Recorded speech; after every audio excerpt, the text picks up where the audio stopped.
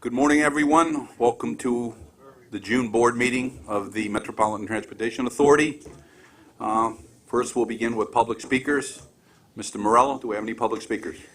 Yes, sir, we have 5. We would ask all of our speakers to adhere to, or at least aim for, complying with the 2-minute limit that we have on public comments so that we can treat everyone fairly. Our first speaker is Kevin Harrington. He will be followed by Maria Rios.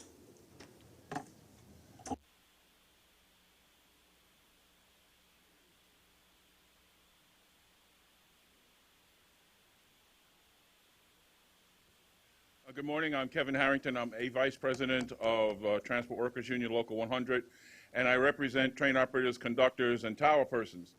I'm here to talk about something that's very unusual and I think somewhat despicable. I have a friend who I've known for many, many years. He's a train operator in the IRT, the A division, the number of trains, Quincy Calhoun. Quincy Calhoun recently had a student train operator who was beginning to exhibit unexpected symptoms of distress, and he hit a signal, which means he went to a red signal. He fell to the ground unconscious, and the train operator didn't know what to do. He called the train operator command center. He got no response. He knew that he had to save this guy's life and do something unusual. So the next station was the last stop. It was only a few hundred feet away. So rather than going through an arduous process to move the train in a fashion in agreement with the signal, he moved the train and he split the switch. He put no one in danger. He moved the train very slowly, and he did this to save his coworker. And we also must remember that he kept in mind many years ago that train operators are very aware of the fact that when it comes to saving train operators' lives who have heart attacks and other such things on the job, the Transit Authority doesn't really go out of their way. Lewis Moore died in 2005. The Transit Authority could have moved his train, a work train, into the next station and had an ambulance take him away. Instead, they moved him 7 stations north. Lewis Moore is dead. So transit workers know that the Transit Authority treats workers like dogs.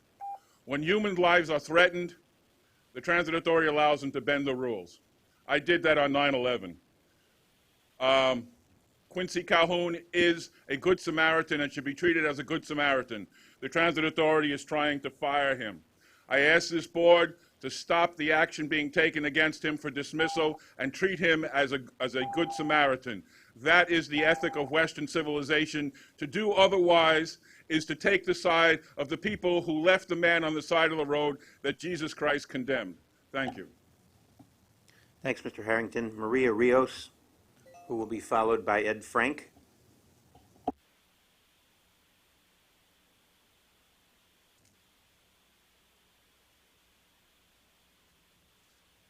Good morning. It is an honor and a pleasure to be here.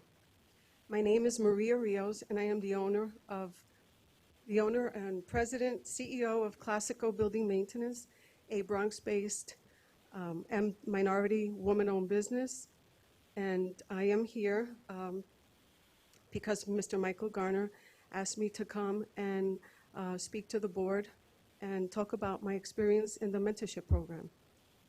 I first want to thank the MTA Chairman, Tom Prendergast, Vice Chairman Fernando Ferren, and the rest of the MTA Board. And a special thanks to Michael Garner, Chief Diversity Officer of the Department of Diversity and Civil Rights, as well as the Office of Construction Oversight for the opportunity to work for the MTA. I was invited here today to talk about my experience in the MTA mentorship program. The program allows a growing firm like mine to compete and work directly for the MTA as a prime contractor, which allows me to manage and control the entire project. I bid and won my first contract with Bridges and Tunnels at the Henry Hudson Bridge, where I provided outfall cleaning. Our contract was for $168,235. The contract was a 1-year contract to be done in 2 phases, May and June 2015. We employed 6 employees for this project and are 95% complete. We're on time and on budget and performed work safely with the help of the MTA staff. They worked with us and inspected our work in a timely manner and helped us on schedule.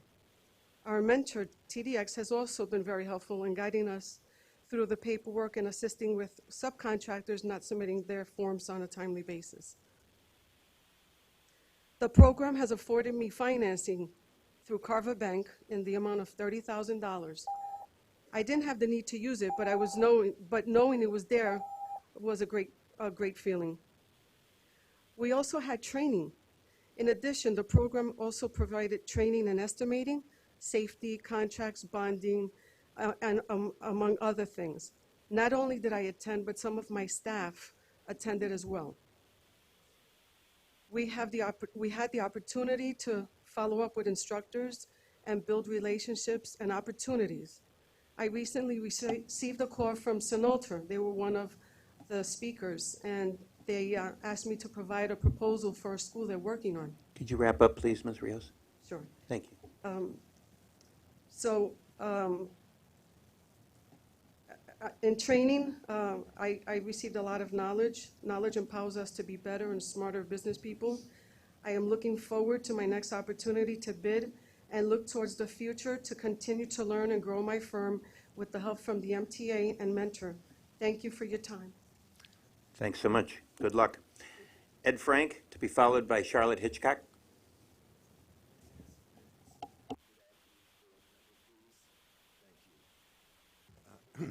My name is Ed Frank, and I'm here to represent CFRA, Chappaqua for Responsible Affordable Housing. I'm here to oppose the sublease and development restriction agreement between the Metro-North Commuter Railroad and Chappaqua Station LLC, which is an affiliate of Conifer Realty. Back in April 3, 2012, as you can see from your handout, this is what you are being asked to approve. In the New York Times on that date, quote, "The proposal for Chappaqua, home of the Clintons, calls for what would be the tallest building in the town, dropped into a no man's land between railroad tracks, a highway, and a bridge." From Mr. Giulietti, "As the new president of Metro-North, I have a clear message for all of them. Safety must come first at Metro-North, and it will come first.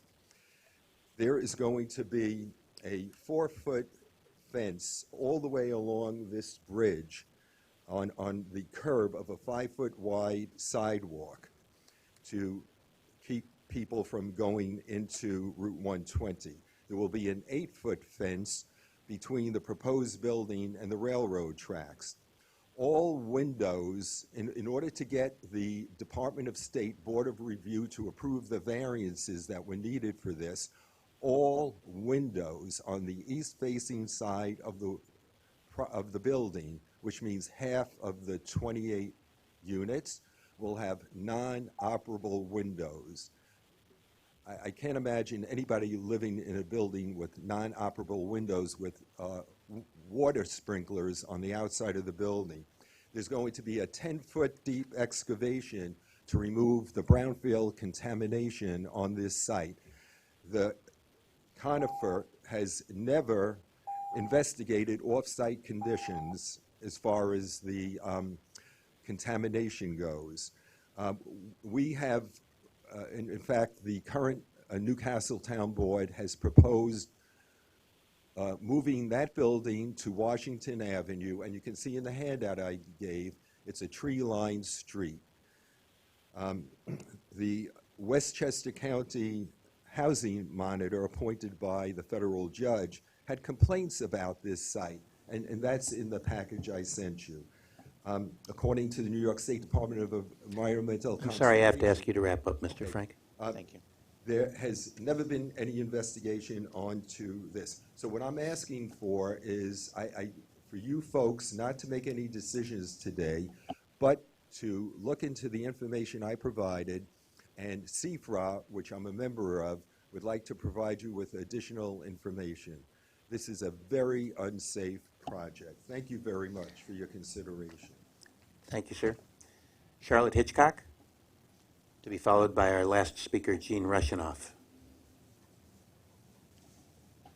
First, I'd like to personally thank MTA Chairman and CEO Tom Prendergast and Vice Chairman Fernando Ferrer, and the entire MTA Board for your commitment to MWDBE initiatives and programs. I'm Charlotte Hitchcock, and I'm the owner of Global Integrated Supply, MTA Certified DBE, and a Certified State MWBE. As the former Chief of Staff to Governor David Patterson, I was charged with working with Paul Williams, former head of DASNY, and others to legislate a number of legislative bills regarding MWBE, which ultimately became law. One of those bills was the MTA Small Business Mentoring Program. As I was leaving government, I pondered my next career move, and I had the good fortune of having a conversation with former MTA Chairman Jay Waltler and your Chief Diversity Officer, Mike Gartner. Both encouraged me to start my own business. 4 years later, I'm very pleased and proud to announce to you that I am the recipient of a $30 million subcontract with Bombardier on their Positive Train Control project, which is based here in New York. Very briefly, my firm is responsible for providing personnel, materials, and facilities. I'm very pleased to announce that I have built out a warehouse in Long Island City. I have an office space in Woodside. I have been able to, in a very tertiary movement, employ vendors around my surrounding neighborhoods, and I leave you today as an example of what happens when government has a commitment to diversity. Thank you once again. Thank you very much. Gene Rushinoff.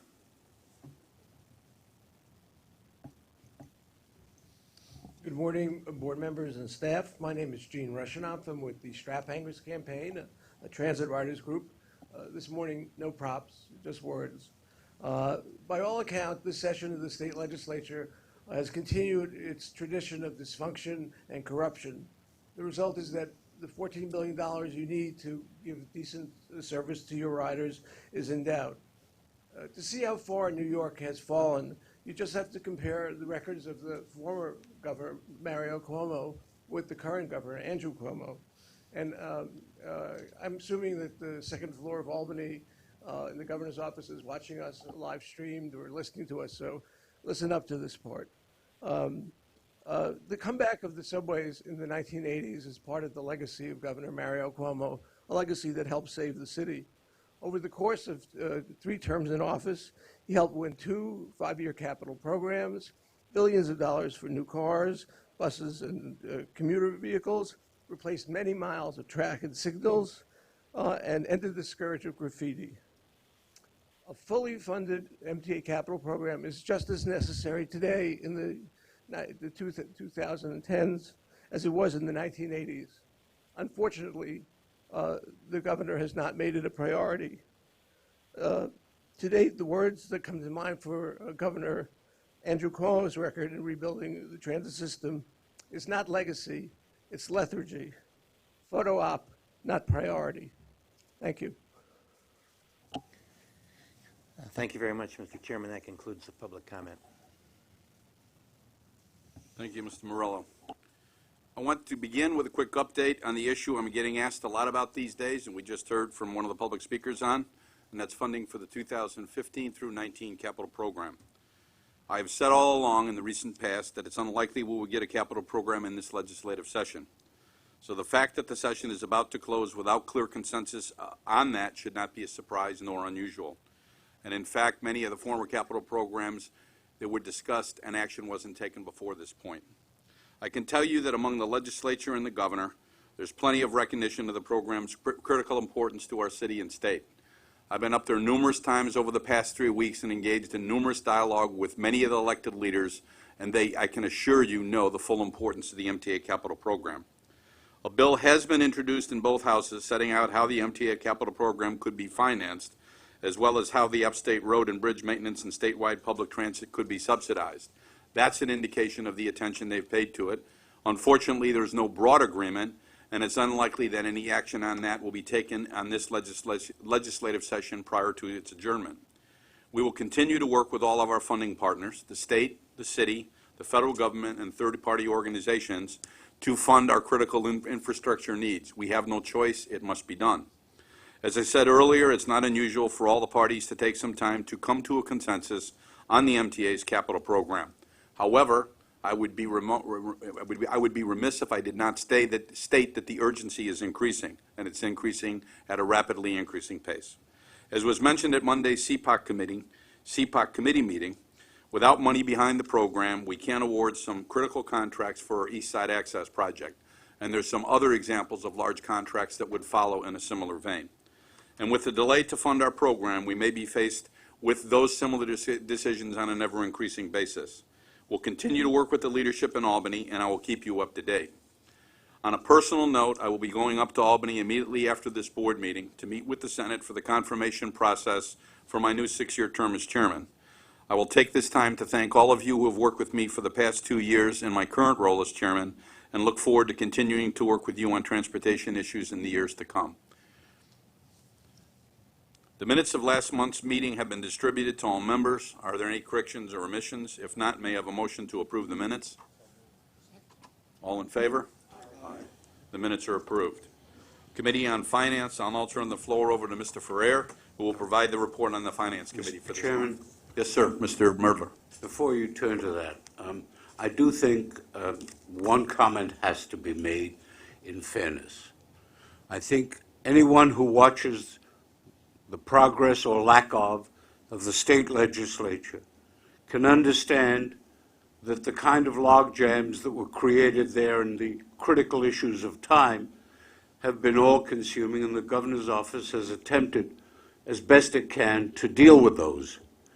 It is not often that you have both the Speaker of the House and the Senate Majority Leader replaced, let alone indicted. And trying to bobble that kind of a ball is something that no governor has ever been faced with, and hope none will ever be faced with in the future. But the responsibility for providing an adequate capital plan rests not only, in my view, with the state of New York. It rests with equal force with the city of New York. It rests with equal force, I believe, to some of the counties surrounding the city of New York. And it seems to me that at some early date, people are going to have to recognize that if we want finally to do things like taking the 2nd Avenue subway to Harlem, which is where it should have been in the first place, they're going to have to come to the table with the money to do that. Yes, the city is strapped. Yes, the city's powers are limited. But it seems to me very clear that the city of New York has got to get together with the state of New York, and indeed, I think, with the various counties that are served by us. And all of them have to share that responsibility. And I have the clear impression that that is the request and the plan of the governor of the state of New York. Thank you, Mr. Merdler. From the start of the time we submitted this plan, we said there were 4 people we needed to have an engaged dialogue with, 4 parties. It's the state, it's the city, it's the federal government, and those that benefit directly or indirectly. I can assure you those dialogues continue, and although the focus has been on actions taken up in Albany, it's across all 4 of those areas. So, and we will continue those dialogues and keep you informed. Mr. Ferrer? Thank you, Mr. Chairman. The Finance Committee met on Monday and reports the following. There are 3 action items on the agenda for board approval. The first action item for the board to consider and approve authorizes the issuance of variable rate transportation revenue refunding bonds in connection with the refunding of certain refundable transportation revenue bonds. That's on page 26 of the board book. The next item approves the addition of the Crumbie Law Group to the MTA's existing panel of approved outside counsel for tort and FELA matters, and that's on page 31 of the board book. Finally, the last item approves actions relating to the payment of state assessment, the MTA, and its constituent agencies for the Public Work Enforcement Fund for 2015. That's on page 32 of the book. The committee recommends these action items, and I move them. Any comments or questions? All in favor? Aye. There are 3 procurement actions this month in the total amount of $17 million. There are no non-competitive procurements. There are 3 competitive procurements in the amount of $17 million, and that's found on page 35. The committee recommends these procurements, and I move them. Second. Any comments or questions? All in favor? Aye. There are no ratifications. There are 11 real estate action items which are described on pages 40 through 72 in the board book, and that's on your desk as well. The committee recommends these real estate items, and I move them. Any comments or questions? All in favor? That concludes the report, Mr. Chairman. Thank you, Mr. Ferrer. If you could then continue with the report on the Transit and Bus Committee, please. Thank you, Mr. Chairman. That Transit and Bus Committee met on Monday as well and reports the following. There were 14 procurement actions this month in a total amount of $173.8 million.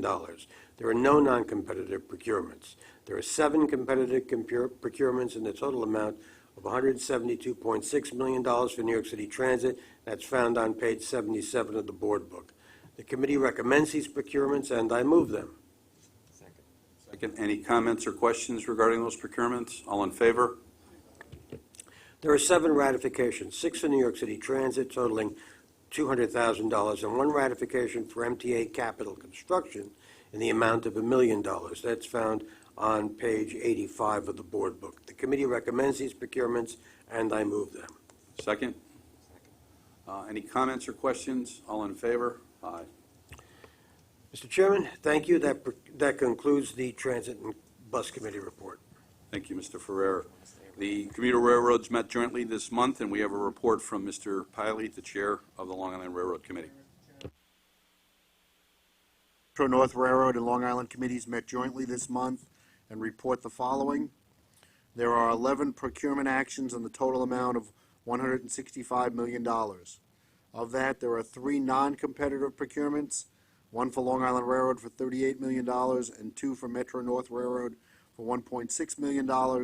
The committee recommends these procurements, and I move them. Any comments or questions? All in favor? There are 6 competitive procurements, 1 for Long Island Railroad for $70.7 million, 2 for Metro North Railroad totaling $6 million, and 3 for MTA Capital Construction totaling $47.9 million. The committee recommends these procurements, and I move them. Second, any comments or questions? All in favor? There are 2 ratifications for the Long Island Railroad for $581,000. The committee recommends these ratifications, and I move them. Second, any comments or questions? All in favor? Aye. This concludes the report of the Metro North Railroad and Long Island committees. Mr. Pelli, the Bridge and Tunnel Committee report, Mr. Alan Capelli. Mr. Chairman, the Bridges and Tunnels Committee met this month and reports the following. There's 1 action item for board approval. The action item to be considered and approved is a memorandum of agreement with the Port Authority of New York and New Jersey and the New York State Thruway Authority to establish a bank account for the deposit of consolidated all-electronic tolling. Committee recommends this action, and I move it. Second. Any comments or questions? All in favor? Aye. There are 5 procurement actions this month in the total amount of $3.88 million. There are no non-competitive procurements. There are 5 competitive procurements in the total amount of $3.88 million. The committee recommends these procurements, and I move them. Second, Second. comments or questions? All in favor? Aye. There are no ratifications. This concludes the Bridges and Tunnels Committee report. But, Mr. Chairman, I'd like a minute if you might. This perhaps, absent a gubernatorial pardon, would be my last report as the committee chairman and as a member of this board. And so I did want to spend a few minutes putting things in perspective. The first thing is I spoke to my children this past Father's Day, and I asked them if any of them were planning on getting married soon so I could have some grandchildren so that I could join Murray Bowden and the Grandparents And me. Association And me. in advocating for the transit riders. You can be an honorary member to be. Of the region. So, but I do am looking for vehicle by which I can continue my advocacy for the commuters. I'd first like to thank the governor for making this day possible. By the governor, I mean Governor David Paterson, who appointed me 7 years ago and told me he wanted me to say what was on my mind and advocate for what I believed in. And for the 7 years I've been on this board, I believe I have been faithful to that premise. I thank my colleagues on the board for putting up with me. It has been a wonderful experience. I've learned so much in the 7 years. I've developed so much respect for the people in this room. I'll miss Norman Brown's eloquence on management labor matters, and I've learned so much from that and from Susan, from my partner in crime, Mitch Paley, in advocating for restorations and other mischief that we've created during these past few years. Jonathan Balin and my other suburban allies. Staten Island seems to be treated like a suburb as opposed to part of the city of New York, and I hope that that will change and that the city of New York will embrace the practices with the new administration, the policies that Staten Island needs. And I'm hopeful with Commissioner Trottenberg that that will take place. I'm very impressed with her commitment to the transportation network of the city, and will be available to bug her about problems as they exist. I know that she will speak for it. Also, my pal Chuck Birdler, someone else you can blame David Paterson for, who has promised me that he is willing to add 10 questions to every committee meeting on my behalf. So if you get annoyed with him for his persistence, you can blame me a little bit for that. I've fully encouraged it. And to Fernando Ferrer, a man who I have great love and respect for, it's been a great honor for me to work with as a colleague for somebody who was my boss, and be able to publicly disagree with him. It's been a real treat that I couldn't do that in my prior position, but here I've been able to actually take public stands in opposition to him, and that has been a great treat for me. My buddy who doesn't have a vote, and I've always told him, Andrew, that I'm your vote on this board, and I would hope that as they look at the statute in the future, they give the riders a formal vote, because they so desperately deserve it. To the chairs that I've served with for perhaps my two favorites being the last two, Joe Loda, who I didn't know before, Tom, who I knew, having worked with him during his tenure as transit chair, is a committed public transportation professional. I hope he survives. I worry about good guys like him in this business, but I know his heart's in the right place. Just quickly running through the policy that I want you all to remember: BRT for Staten Island, the West Shore Light Rail. We got to get Susan her point yard. It's important. We got Long Island Railroad. A lot of stuff to do to increase transportation in Long Island. I've tried to keep a perspective for the whole region and not just be a voice from one place. We need to stop borrowing money. Andrew Saul was right when he said that it's a ticking time bomb some years ago. The city and the state have to come up with a better way for us to go forward. If interest rates rise, we're going to choke on the costs that are going to be associated with that. My God, the capital plan that we're asking for is not enough. And it just pains me that so little attention has been paid to date about that. This transit system is so important for the entire region, and I would hope that it would begin to get the kind of commitment that it needs and it deserves for the benefit of our riding public. I may not be sitting here, but I will be with all of you in spirit, and I hope that you continue to make this place an advocacy for the riding public, and continue to do the terrific job that I know that you all do. So thank you so much.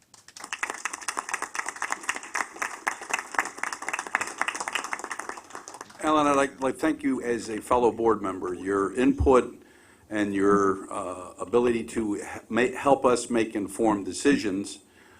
We have a disparate viewpoint from many board members, given the constituents they represent and what they feel for the system, and you were always there with your input with respect to ensuring that we did make informed decisions, so I thank you for that.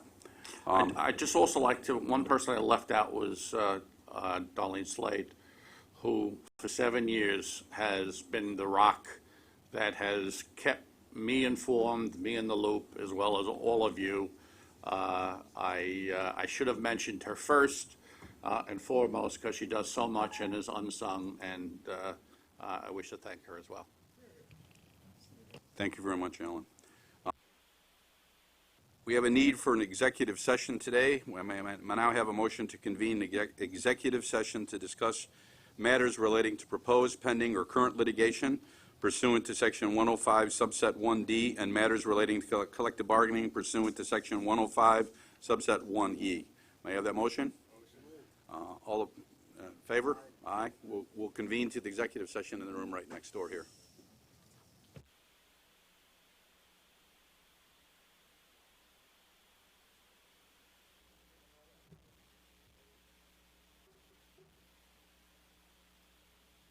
Good morning.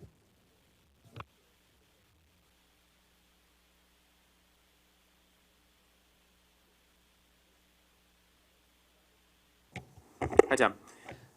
So it's sounding like one clear consequence of not having the money for the capital plan might be delays for East Side Access. Can you talk a bit about that and what kind of impact it would be to the MTA? What kind of black eye if you hit yet another delay on this project?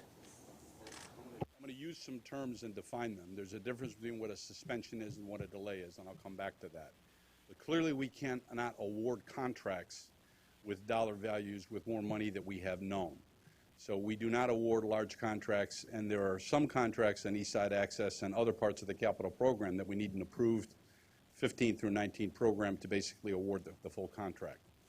So when I talked about the increasing sense of urgency, we knew it wasn't going to be, discussed and approved. It was discussed in the session, but it wasn't approved.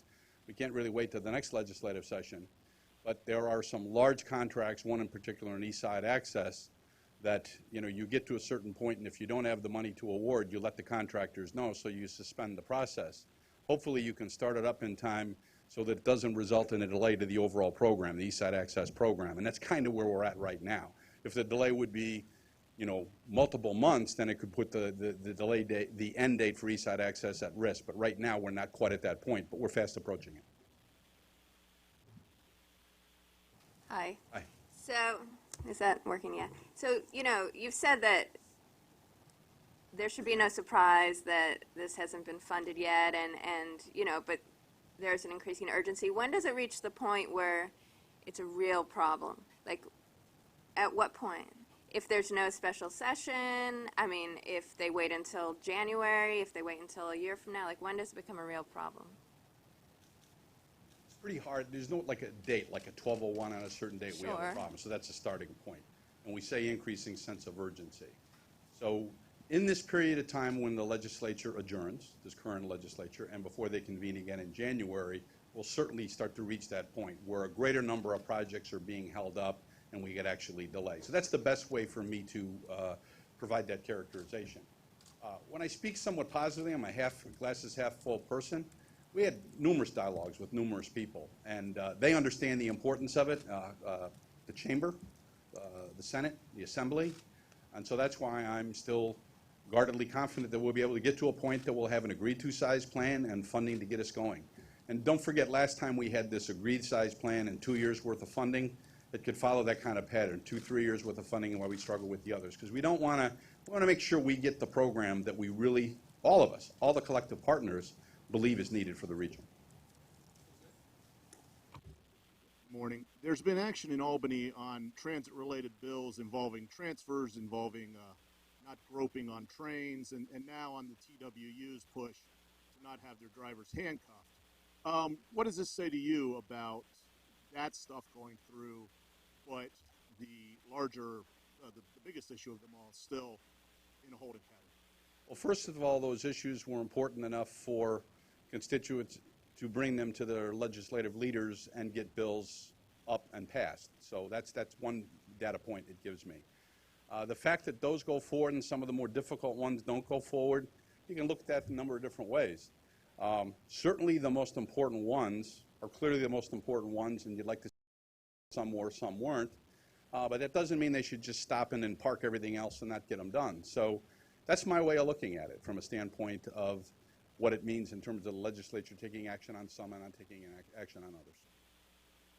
In terms of what riders will notice if the capital plan doesn't get fully funded, Carmen alluded to this the other day, countdown clocks on the lettered lines. If you get less than your dollar amount, are they scrapped, or can you sort of give the rider perspective on what they should have seen but won't see?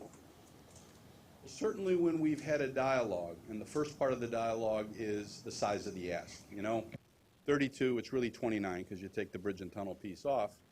It's like when you go to buy something. You're buying an appliance, you're buying a car. You know, you have a budget in your mind, but there's some gray area in terms of, you know, I'm willing to go a little bit above that if I have this feature. So that's the dialogue. So issues like state of good repair were very clear. These are, you could probably finish half these sentences I start. That's $20 billion. It's $4 billion in enhance and renew. And then, no, renew is $20 billion, enhance is $4 billion, and expand is $5 billion. So in those dialogues, as we're trying to land on that number, what's the size of the ask, what's the appetite, those are the things that are discussed, what's in, what's out, et cetera.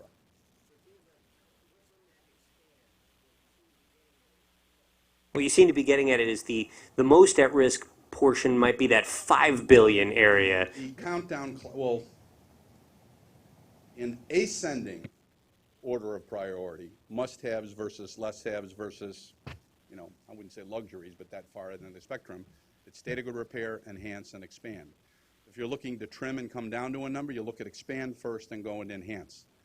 Countdown clocks for the B division, the lettered lines, is an enhanced project, improve the quality and level of service. Oh, go to the capital program book and you'll be able to see it. It's laid out pretty clearly. I was wondering if you have any regrets about all the labor contracts that were passed last year, given how big the capital plan deficit is now. I'm the son of a football coach. I look forward. I mean, you can't go back and replay time. You can't go back and say if, woulda, coulda, shoulda. So you look forward and you say, what's the labor contracts are the labor contracts, the financial decisions we've made, the support we've gotten or not gotten, and so I just look going forward, and I'm still heartened. I know we're going to get a capital program. Tom, do you think that there's a mentality up there that the trains they're going to run? No, I mean, they know the MTA, they know us on a personal basis, and they know the importance of it, they know the importance of it to the region. I think some new issues like the $1 trillion size of the asset was kind of new to them, but that's a big number, but that's the size of the asset. Oh, no, they get it. They definitely get it. They get the importance, and I've said this, and I've said this before. I came back to the MTA because this is one of the few places where they get it and they fund it. It's challenging every time. It's a difficult frontier every time, but they get the funding in place and we run the system. You're going up to Albany for your confirmation. Wanted to know, why do you want to hold on to this job and continue working with lawmakers, state lawmakers, who have yet to come up with a funding plan for the MTA that you have imparted on them is incredibly serious to the region's economy? Made a career in public transportation. Public transportation is someplace where they expect you to operate as if you're a profit-making entity, but at the same time, they don't really provide enough funds for you to enable you to do that. There isn't a person in the room that works within the MTA family, whether it's at one of the agencies, whether it's a board member, that doesn't understand that when they take that on. At some point in time, you say, I've had enough, I want to go to something else, but I haven't said that yet. So it's a challenge. The majority of my career has been in the MTA. I saw what this place was like back in January of 1982, and I saw how far we've come. And I think I owe it to people, and I think a lot of the people in the room owe it to people to make sure it doesn't go back to that. And I'm confident it won't go back to that. Thank you. Thank you very much.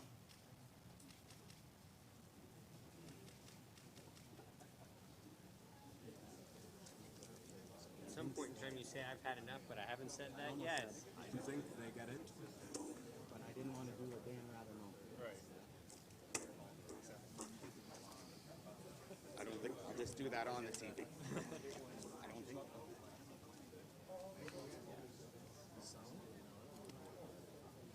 Is this the last day?